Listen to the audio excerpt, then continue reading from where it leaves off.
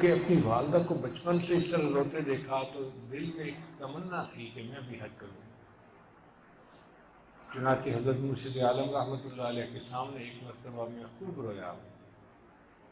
میں نے کہا کہ حضرت میرے بڑے دل کی آرزو ہے، تمنا ہے کہ میں حج کروں، مگر کچھ ایسے اسباب نہیں بن رہے کہ میں حج پہ جاؤں، آپ میرے لیے دعا کریں۔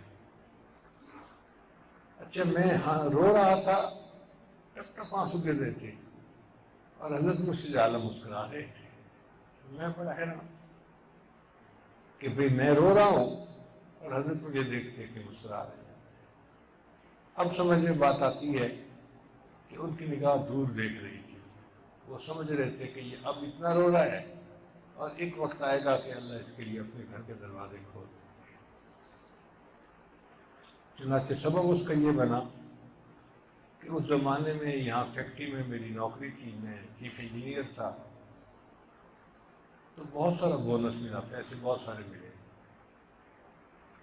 تو میں نے اپنے دل میں سوچا کہ یہ تو پیسے اتنے ہیں کہ میں حج آرام سے کر سکتا ہوں۔ پھر دل میں خیال آیا کہ بجائے اس کے کہ میں حج کروں، میں یہ پیسے اپنی حضرت کو پیش کرتا ہوں کہ وہ میری طرف سے حج کریں۔ چنانچہ کافی سارے پیسے تھے، میں لے کے چکوال حاضر ہوا۔ میں نے حضرت کی خدمت میں عرض کیا کہ حضرت آپ کو تو ہر سال 5 6 جگہوں سے حج کی ٹکٹیں آتی ہیں، اگر اس دفعہ آپ میرے اوپر احسان فرمائیں تو یہ پیسے قبول کر لیں اور اس کی ٹکٹ خرید کے یہیں سے حج پہ جائیں۔ حضرت مسکرائے اور حضرت نے وہ ہدیہ قبول کر لیا اور مجھے ہی فرمایا کہ فرانس اور انگلینڈ والوں کو بتا دو کہ میں ان کی ٹکٹ پہ حج نہیں کروں گا، میں سیدھا پاکستان پہ حج پہ جاؤں گا۔ تو خطوں کے جواب بھی چونکہ میں ہی لکھتا تھا تو میں نے ان کو خط لکھ دی۔ اب جب میں حضرت سے رخصت ہونے لگا نا، دوسرے دن دفتر جانا تھا، تو حضرت کی خدمت میں ملنے کے لیے گیا۔ حضرت مجھے اجازت دے، میں نے واپس جانا ہے۔ تو حضرت نے ہاتھ پکڑ کے بٹھا لیا، فرمایا مجھے تو حج کے لیے تم نے اتنا ہدیہ دے دیا، خود حج پہ کیوں نہیں جاتے؟ میں نے کہا حضرت میں بھی پروگرام بنا لیتا ہوں حج پہ جانے کا، مگر دل مجھے کہہ رہا تھا کہ پیچھے پیسے تو ہیں نہیں، بینک اکاؤنٹ تو زیرو ہے، تو حج کیسے کروں گا؟ میں نے کہہ دیا ٹھیک ہے حضرت، میں نے بھی ارادہ کر لیا۔ حضرت سمجھنے لگے ٹھیک ہے، اپنا ویزا لگواؤ، ٹکٹ بنواؤ اور تم بھی میرے ساتھ حج پہ چلو۔ میں نے بھی ارادہ کر لیا۔ میں گھر آیا، میں نے گھر آ کے اپنی والدہ کو بتایا کہ امی اس طرح میرا حج کا ارادہ بن گیا ہے، حضرت نے فرمایا تم بھی میرے ساتھ حج پہ چلو۔ ایسے تو نہیں ہے میرے پاس، لیکن میں نے ارادہ کر لیا ہے۔ تو امی نے کہا کہ بیٹا دل تو میرا بھی بڑا چاہتا ہے کہ میں بھی حج کروں، اللہ سبب بنائے گا۔ تو میں نے جب دیکھا کہ میری والدہ کی بھی تمنا ہے حج کرنے کی، میں نے کہا امی آپ بھی تیاری کریں، میں آپ کو بھی لے جاؤں گا۔ یقین شد دو شد، اب ہم 2 ہو گئے حج کرنے والے۔ شام کو میرے بڑے بھائی آئے جو میرے استاد بھی تھے، میرے محسن بھی تھے، میرے مربی بھی تھے۔ ان کو امی نے بتایا تو انہوں نے امی کو کہا کہ دل تو میرا بھی بڑا چاہتا ہے حج پہ جاؤں، مگر وسائل نہیں ہیں۔ تو امی نے مجھے بتایا کہ تیرے بھائی کی تمنا بھی ہے کہ وہ بھی حج پہ جائے۔ میں نے کہا امی ان کو بھی کو تیاری کریں، تینوں کو میں حج پہ لے کے جاؤں گا۔ اب ہم گھر کے 3 بندے حج کے لیے تیار ہو گئے۔ ایک تو ہوتی ہے حج کی ترتیب کہ کمپنی کو پیسے دو اور وہاں سے جاؤ۔ اس زمانے میں ترتیب یہ تھی کہ ویزا لگواتے تھے اور ٹکٹ بنواتے تھے اور حج پہ جاتے تھے، وہاں جا کے گروپ بنتے تھے جدہ میں۔ اب ارادے تو ہم نے کر لیے، لیکن ہمیں حج کا ویزا لینا تھا۔ ویزا لینے کے لیے NOC لینا پڑتا تھا، اور یہ NOC ministry of religious affair میں جو سیکٹری تھا نا وہ دیتا تھا۔ تو میں نے اپنے بھائی جان کو کہا کہ بھائی جان میرا تو دفتر کا مسئلہ ہے، چھٹی نہیں ملتی، تو تو اگر آپ اسلام آباد چلے جائیں نا اور این او سی وہاں سے بنوا لیں تو باقی کام پھر آسان ہو جائے گا۔ بھائی جان نے کہا بہت اچھا۔ انہوں نے اپلیکیشن بنائی اور اسلام آباد چلے گئے۔ اچھا، اسلام آباد میں ان دنوں میں وزارت مذہبی امور میں ہزاروں لوگ ہوتے تھے حج کا این او سی لینے والے۔ 2 دن پہلے اتنے لوگ تھے کہ پولیس کو لاٹھی چارج کرنا پڑا، اتنے لوگ جمع ہو گئے کہ پولیس کو لاٹھی چارج کرنا پڑا، سختی بہت تھی۔ بھائی جان وہاں گئے تو اس دن وزارت میں کوئی بندہ آیا ہی نہیں۔ وہ کہتے ہیں کہ میں اندر چلا گیا اور پوچھتے پوچھتے کہ جی سیکرٹری صاحب کا دفتر کہاں ہے، میں اس کے دفتر پہ پہنچ گیا۔ اب دفتر کے سامنے جا کر کھڑا تو سیکرٹری صاحب کا جو خادم تھا، پیون تھا، وہ باہر نکلا اور اس نے کہا حاجی صاحب آپ این او سی لینے آئے ہیں؟ تو بھائی جان نے کہا ہاں جی این او سی لینے آئے ہیں۔ کہتے بڑا اچھا وقت ہے، اندر چلے جاؤ۔ اب وزیر لیڈر آیا بیٹھے اور وہ سیکرٹری صاحب کو کہہ رہا ہے کہ آپ اپنی فلاں پارٹی کے بندوں کو این او سی دیتے ہیں اور ہمارے پارٹی کے بندوں کو نہیں دیتے، اور سیکرٹری کہہ رہے نہیں جی میرے پاس تو جو بھی آتا ہے میں دے دیتا ہوں، تو یہ اچھا موقع ہے آپ چلے جائیں، مل جائے گا۔ بھائی جان کہتے ہیں کہ میں دفتر کے اندر داخل ہوا، اس نے سفید داڑھی دیکھی تو اس نے کہا حاجی صاحب آؤ، کیوں آئے ہو؟ اور جی ہمیں این او سی چاہیے۔ کہتے لے آؤ۔ انہوں نے کاغذ رکھا اور انہوں نے سائن کر دیے، لو جی این او سی مل گیا۔ اب بھائی جان باہر نکلے تو انہوں نے مجھے فون کیا کہ این او سی تو مل گیا، اب کیا کرنا ہے؟ میں نے کہا کہ اب جو ہے اس کا ویزا لگوانا ہے سعودی ایمبیسی سے، وہ بھی ایک مسئلہ تھا۔ ان دنوں ویزا لینے کے لیے لوگ اذان فجر کی اذانوں کے وقت ایمبیسی کے باہر لائنیں لگا لیتے تھے، کوئی 2 سے 3 ہزار بندوں کی لمبی لائن ہوتی تھی، اور ان میں سے کوئی 400-500 کی درخواستیں وہ لیتے تھے اور باقیوں کو کہتے تھے کل واپس آنا۔ 6 گھنٹے لائن میں کھڑے ہونے کے باوجود لوگ اپنی اپلیکیشن جمع نہیں کروا سکتے تھے، اتنا رش تھا۔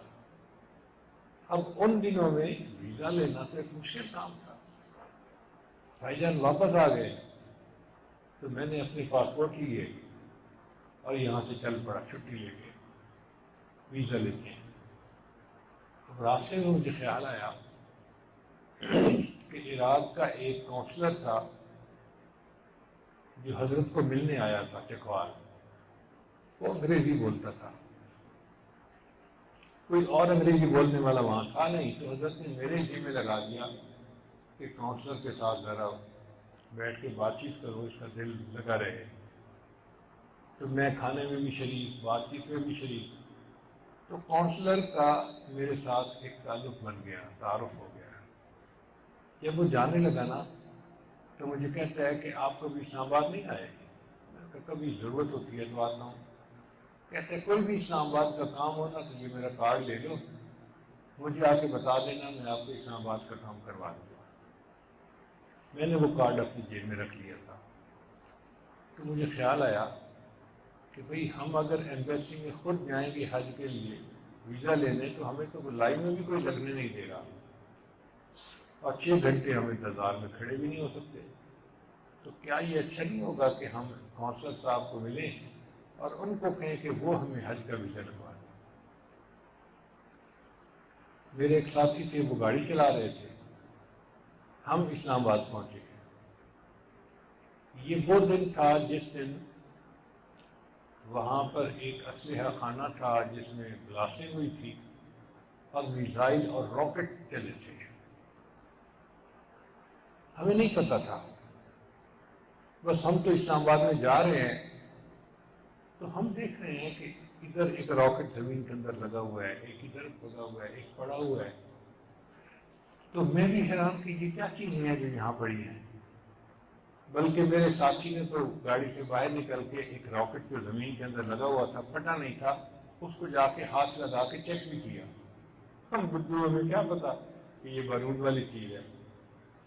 بعد میں ہمیں کسی نے بتایا کہ جی اوجری کیمپ کے اندر دھماکہ ہوا ہے اور یہ راکٹ چلے ہیں اور پورے اسلام آباد پنڈی کے اندر یہ آ کے گرے ہیں۔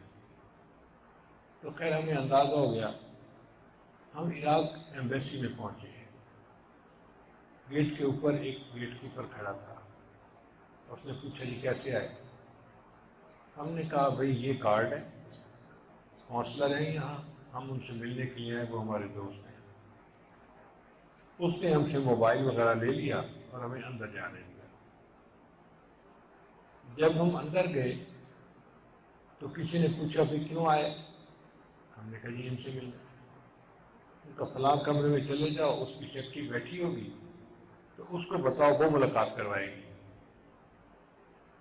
ہم وہاں چلے گئے تو ایک عراقی لڑکی اس کی سیکرٹری تھی، وہ بیٹھی ہوئی تھی۔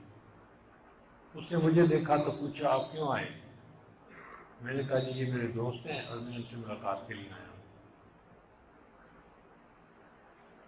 وہ کہنے لگے جی کہ ان کی تو کل ٹرانسفر ہو گئی ہے، تبدیلی ہو گئی ہے اور یہاں سے چلے گئے ہیں، اور میں ہی ان کی سیکرٹری ہوں، لیکن چونکہ وہ آپ کے دوست تھے تو آپ ٹھہرے، میں آپ کی بات سنتی ہوں، آپ مجھے 5 منٹ دیں اور آپ فلاں کمرے میں انتظار کریں۔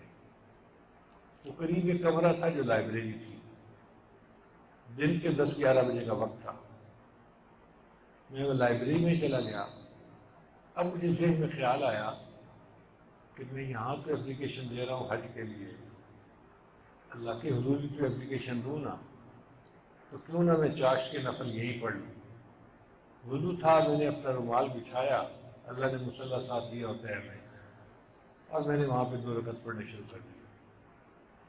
اب جب میں نماز پڑھ رہا تھا نا، اس وقت وہ جو سیکرٹری لڑکی تھی وہ آئی مجھے دیکھنے کے لیے کہ یہ بندہ کیا کر رہا ہے۔ اس نے دیکھا نفل پڑھ رہا ہوں، وہ بڑی حیران ہوئی۔ کالی داڑھی تھی، ینگ جسم تھا اس وقت، تو حیران ہوئی کہ اتنا ینگ لڑکا دن کے اس وقت میں عبادت کر رہا ہے۔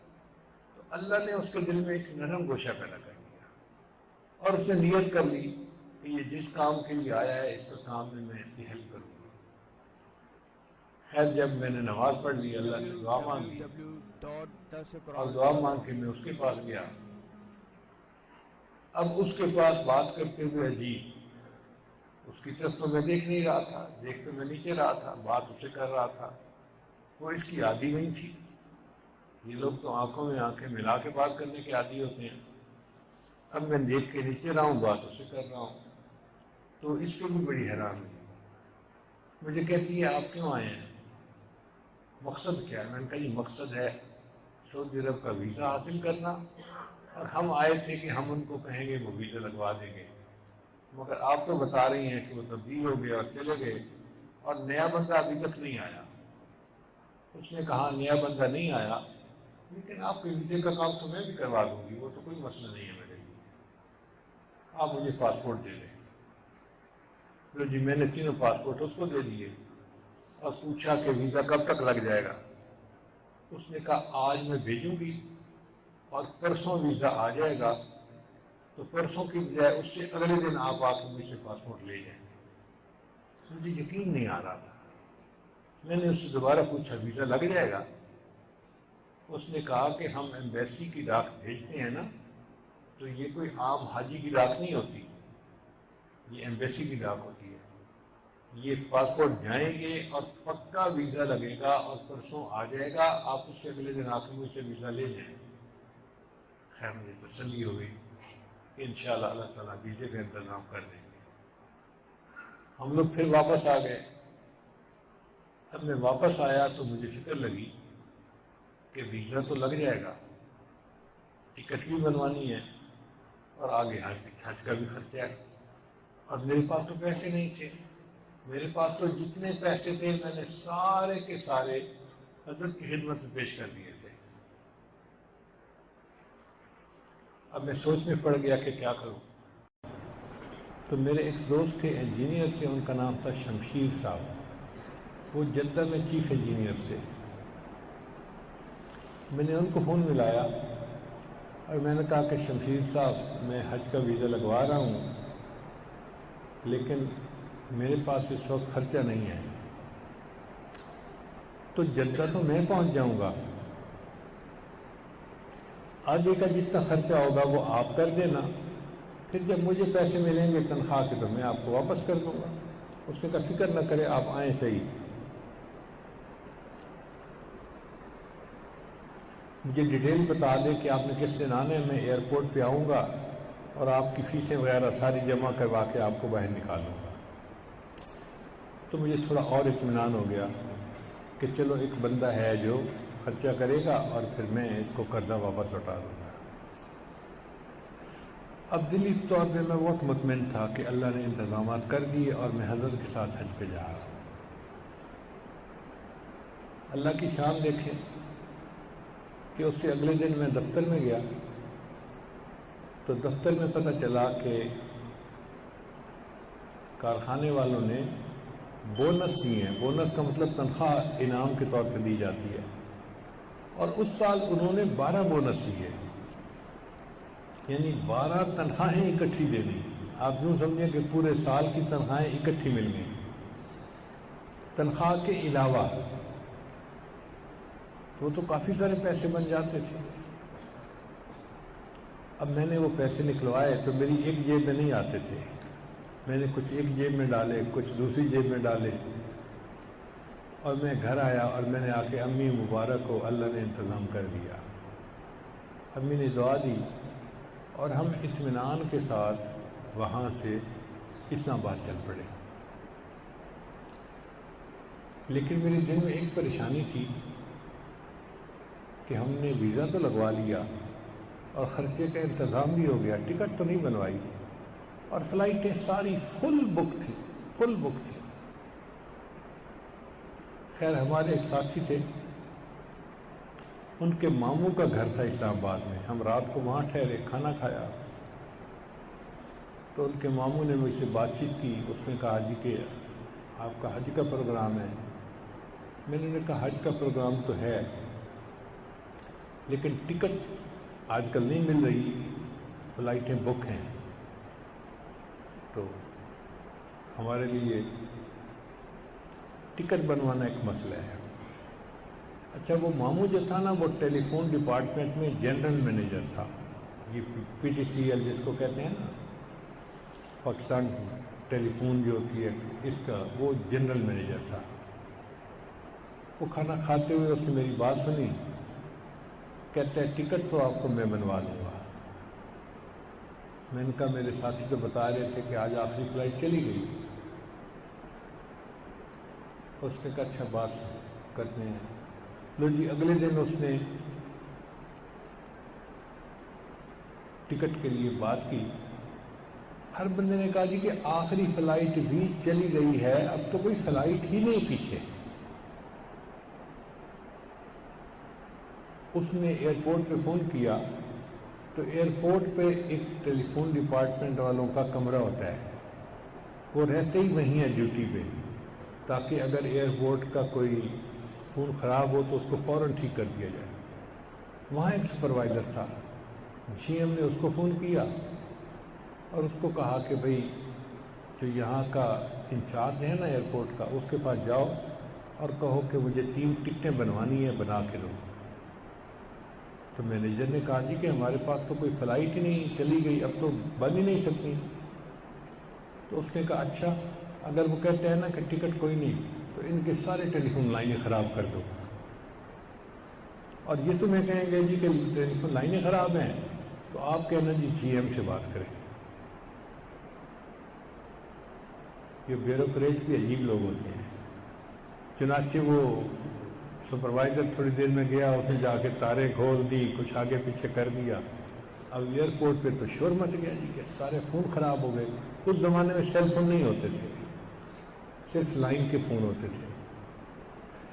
اب ایئرپورٹ کی ساری لائنوں کا بند ہو جانا تو ایک بڑا مسئلہ تھا۔ تھوڑی دیر بعد مینیجر کا فون آیا جی ایم کو کہ سر ہماری ساری لائنیں خراب ہو گئی ہیں اور نظام درہم برہم ہو گیا ہے، تو آپ ہماری لائنیں ٹھیک کروا دیں۔ جی ایم صاحب نے کہا مجھے 3 ٹکٹیں چاہیے، مجھے 3 ٹکٹیں بنا دیں، آپ کی 3 لائنیں ٹھیک کروا دوں گا۔ اس نے کہا جی کہ ٹکٹیں تو نہیں مل سکتی۔ اس نے کہا پھر لائنیں بھی ٹھیک نہیں ہو سکتی۔ یہ میرے سامنے گفتگو ہو رہی تھی فون پہ۔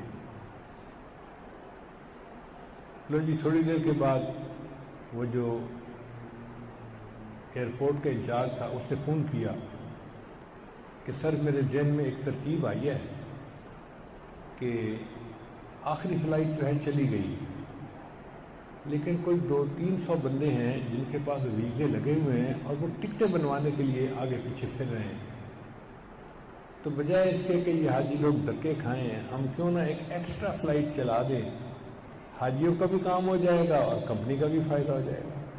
تو میں پرائم منسٹر کے پاس جا رہا ہوں ایکسٹرا فلائٹ کی اجازت لینے کے لیے۔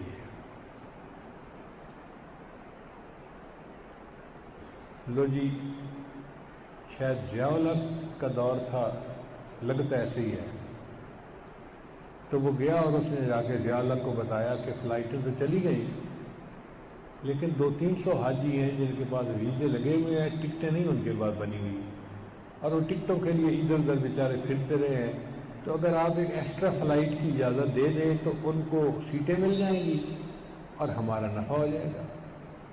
اس نے اجازت دے دی تو اس نے ہم 3 بندوں کی ٹکٹیں سب سے پہلے بنا دیں اور فون کیا، جی ایم صاحب میں نے 3 بندوں کی ٹکٹیں بنا دی ہیں، اب آپ ہمارا فون ٹھیک کروا دیں۔ تو جی ایم صاحب مسکرائے، مجھے کہنے لگے اب اس کا دماغ ٹھیک ہوا ہے، اب میں اس کی لائنیں ٹھیک کروا دوں گا۔ تو یوں اللہ نے ہماری ٹکٹیں بھی بنوا دی۔ خیر دوسرے دن پھر ہم جہاز پہ روانہ ہوئے۔ اللہ کی شان کہ جب ہم جدہ جا کے اترے نا، تو جہاں حاجی جاتے تھے وہاں آگے جنگلہ لگا ہوا تھا اور جنگلے کے باہر مقامی لوگ کھڑے ہوتے تھے۔ تو میرا وہ دوست جو تھا نا شمشید صاحب جو چیف انجینئر تھے، وہ بھی وہاں کھڑا تھا، مجھے دیکھ کے بڑا خوش ہوا اور مجھے بار بار کہتا تھا، اپنی جیب کی طرف اشارہ کرتا تھا کہ بھائی میں ریال لے کے آیا ہوں اور میں تیری ساری پیمنٹ کر دوں گا۔ تو میں نے بھی اس کا شکریہ ادا کیا اور میں نے اپنی جو ہے نا وہ ایک